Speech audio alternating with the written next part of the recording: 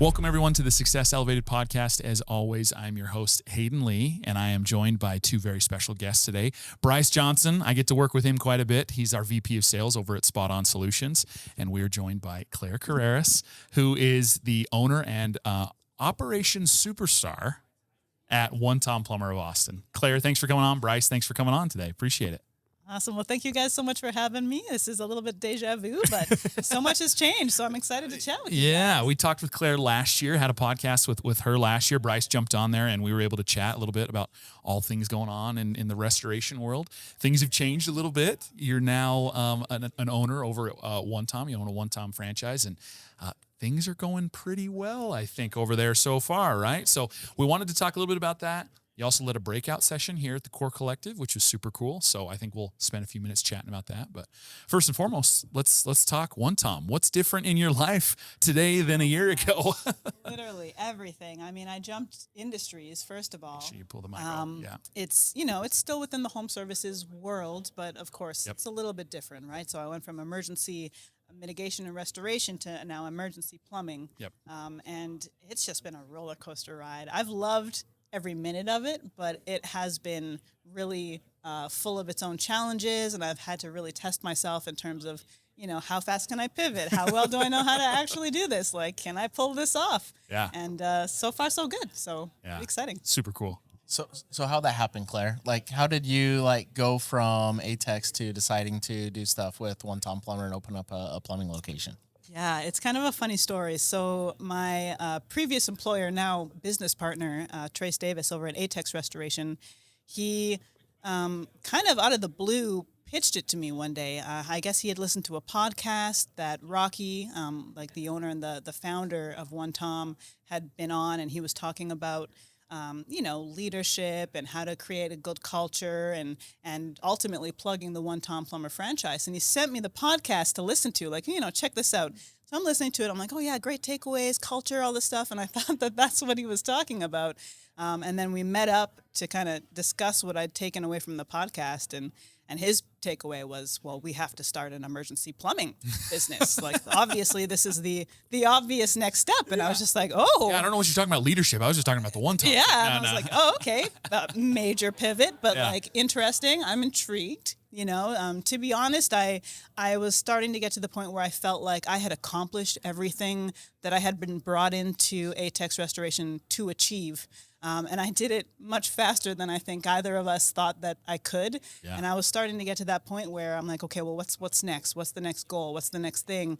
And he was kind of struggling to find that within everything that I'd created because I'd done such a good job of just making everything work. So he was like, the logical next step would be to make you a partner and to launch this new business. And we talked about it quite a lot. We talked about, maybe I stay on Atex and we kind of half and half it, or, what it could all look like. And ultimately we decided that I would officially depart from Atex Restoration and be 100% operating the plumbing franchise. Yeah. And he would stay on that side. That's cool. So the thing that comes to mind in the story, it's an awesome story, and I'm sure you're maybe it sounds like you might have been blindsided when he was like, hey, this podcast, and you go listen to it, and you're like, okay, you actually want me to be a partner here, not just talk about leadership, right? I don't know if that's happened to you before or not with him and how that works. No, I mean, I don't know. We talked about other ideas within the company that we were currently working together on. There was talk about maybe I move into a GM position or, what else can I do to kind of help build everything. But, I was kind of looking for a new challenge. And I don't know, Trace just knows me so well. He was like, well, this will be very challenging. And who better than Claire Carreras, because she seems to be able to just there you go. She's an operations superstar. Yeah, come on. So, I was grateful for the opportunity. I felt really honored that he, first of all, saw my potential and would consider me being a business partner. He could have very easily said, hey, I just want you to hire you over here and do your operations things here, and not make me a co-owner. So again, just having good people in my life that see my value, I'm just really blessed to have had that opportunity. So cool. So cool. Yeah, I think your willingness to take on those new challenges. You have a very positive energy and attitude, which is super, super cool. It's infectious. People want to be around you. You can just tell. But I think that's like that's a huge piece to like delving into. It's not a new industry, but a new role, a new job, a new completely new company. You kind of have to have that energy and that willingness. Obviously, you got to be a good operations manager, but you also have to be just like excited about it. And you seem like, I mean, obviously you're only a month and some change into this thing, but you seem very excited and like motivated. Like, how do I make this better? What can we do differently? And I think that energy probably spills over to the rest of your team, like being that fired up about it. Yeah, no, absolutely. I mean, you attract what you put out there, right? So putting out that positivity, putting out that excitement, it's helped me attract the best like startup team that I think I possibly could have. I've been so fortunate to find the people that I have to be my day ones, my out of the door launch. It definitely hasn't been easy. I mean, we started this journey December, January. And then April, like I officially left Atex and moved into that full time. And then we soft opened for 2 weeks in June. And then July 1st was our official, like, we're here, we're open, we're going in. Yeah. Yeah. Oh, that's so, you don't, people see July 1st like, oh, it's so cool. You're so new, but all the work that goes into it behind the scenes to get there. That's the part that nobody talks about. Yeah, right? like, oh, it only took us 6 months of like night and day, I'm sure, trying to figure this thing out just to get it ready. Oh, yeah. All consuming. Yeah. Yeah. Super cool. Super cool. I want to, the next piece to this, and I know you got a lot going on, especially here at the Core Collective. I wanted to talk a little bit about your breakout session, because you had a raving fan come out of it that came up and immediately started talking to me about how awesome it was. And he wanted to implement so many of the things onto our leadership team. Oh my gosh. So I wanted to kind of pick your brain a little bit. Obviously you were asked to talk about leadership, and I want to hear, maybe just some of your thoughts, about like leadership in general, how you've developed that skill. What are some things that you work on to continue developing that as you grow into this new role? Talk to me a little bit about leadership. Yeah. I mean, leadership's definitely not a skill that I felt like I was born with or that I thought would be as valuable as it has become for me in my professional career.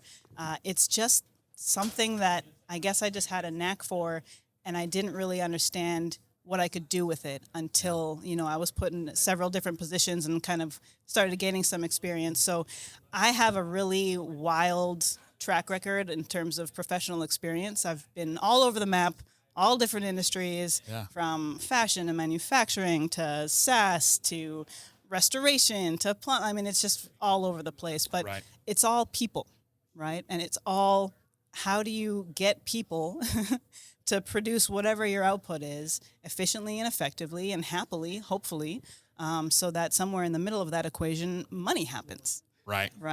So just with all of these varied experiences that I've had, I just got really, really good at people. Yeah. And that's really been my skill. I mean, it's not rocket science. I'm not doing anything that incredible. It's not magic. It's just people. It's just people. Developing people. Bryce, you've been a leader for a long time. You lead our sales team. You've led previous sales teams at other places that you've worked. What resonated, some of the things that Claire talked about, what resonated so much with you and with her style of leadership, or just what she talked about?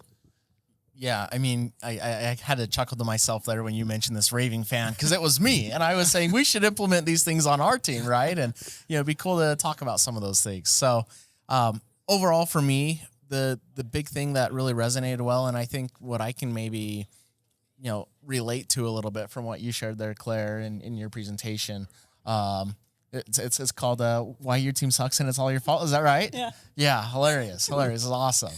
But the reality is, as a leader, it's you're measured based on what your team does. Yeah. You can be as good of a person as possible, the right fit for the team. You can be the best one at the job. That's common in sales to see that, the best salesperson naturally becomes the manager. Well, the best salesperson doesn't always have the best management skills. You've probably seen that, I'm guessing, right? Yeah, they're not always the best leader. Yeah. Exactly.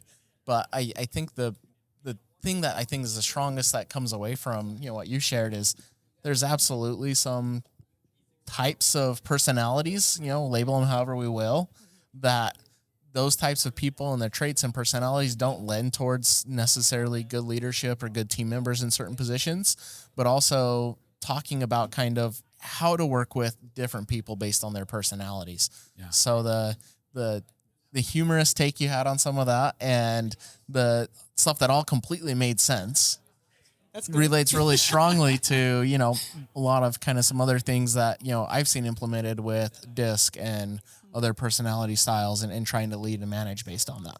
Yeah. Yeah. It's kind of like DISC, right? It's understanding It is. the people that you have, right? Your human resources that you currently have, and understanding what to do with them, what you can and can't do with them, and how to move them from one place to another effectively. That's really the crux of it, I suppose. So let me ask you this, Claire, and Bryce, you can give some thoughts on this as well. Leadership, I feel like I'll just ask you because I don't want to give my opinion. I want your honest thoughts. Do you think like good leaders are they taught, or is that just something they naturally have? And I ask that maybe put yourself in this scenario where like you've got somebody that you want them to be a leader. Can you actually coach and teach them to become a leader, or do they just kind of have to naturally be born with some of that?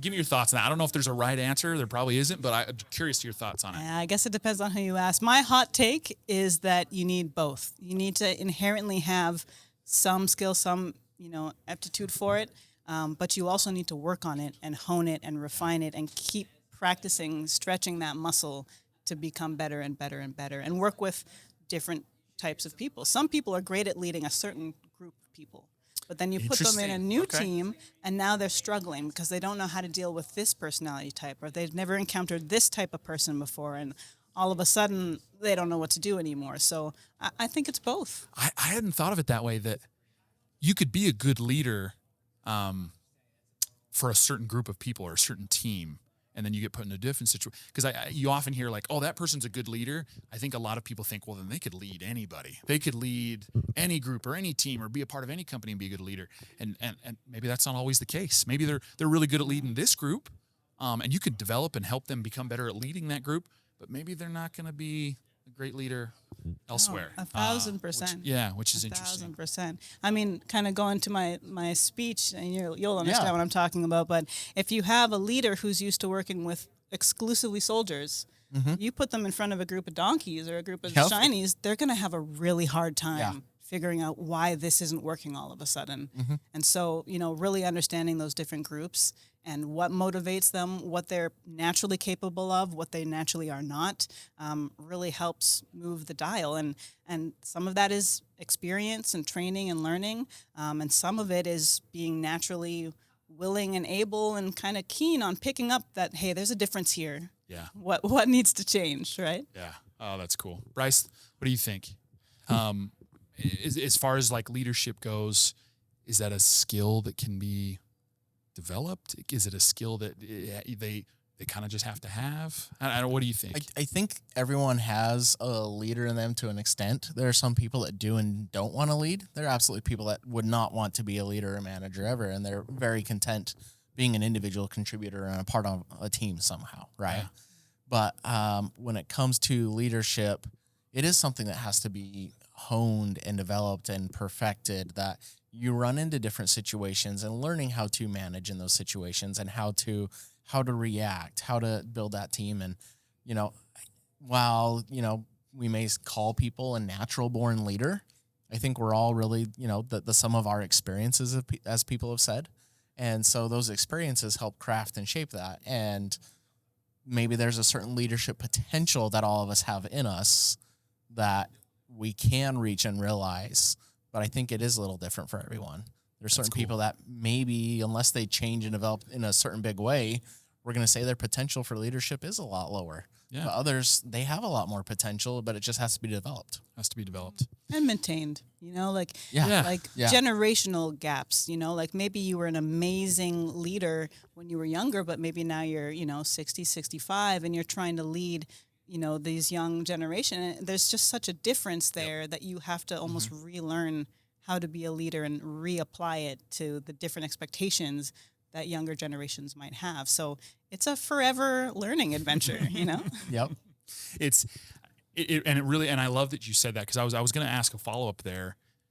Like, what are some leadership skills you want to hone or grow, right? Because I've always feel like the best leaders that I've had in my life are always trying to get better and are trying to develop, whether it's leadership itself or develop skills around their leadership to help them become better leaders or whatever, right?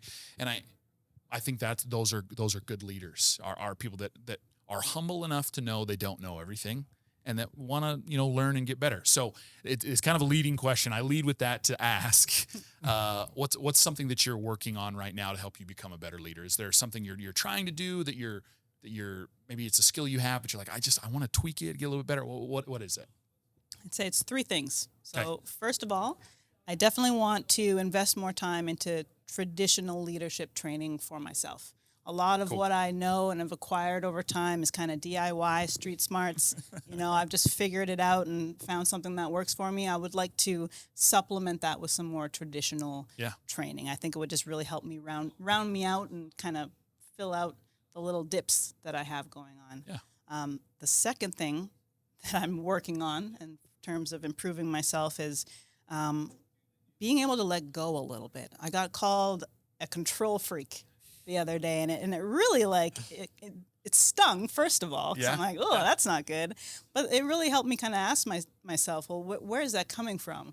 Why am I coming off that way? And it's, because I want to succeed. There's a lot of pressure on me with this new business for it to be successful.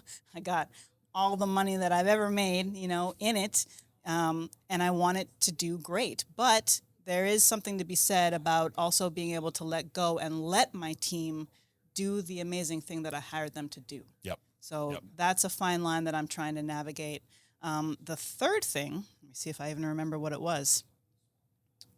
I forgot what the third thing was. It'll come back to me. Those first 2 are really good, though. Yeah. That's something especially the control freak piece, which is funny because I'm not like a very organized person at times. I'm not the most detail oriented person, but I still have some of that control freak in me where it's like if I want to develop and become a better leader, I have to delegate more and better and be willing to accept the results afterwards. Like maybe it doesn't get done exactly how I want, or they didn't follow my exact process. They found a process that works for them, and that is fine. Yeah, and being able to let go and let that happen. Like that's something that I've consciously been thinking about a lot lately that I need to get better at.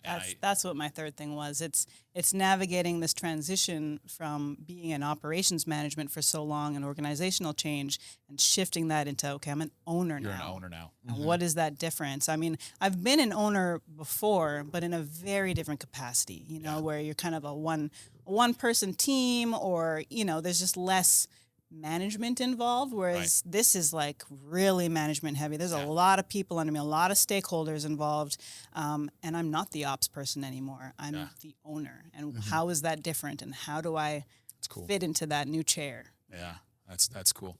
Bryce, what about you? What are some things you're trying to develop? I think one of the big things I'm trying to develop is to not care too much. And I may laugh about that, but the reality is I've been told that almost some of my superpower is that I care too much.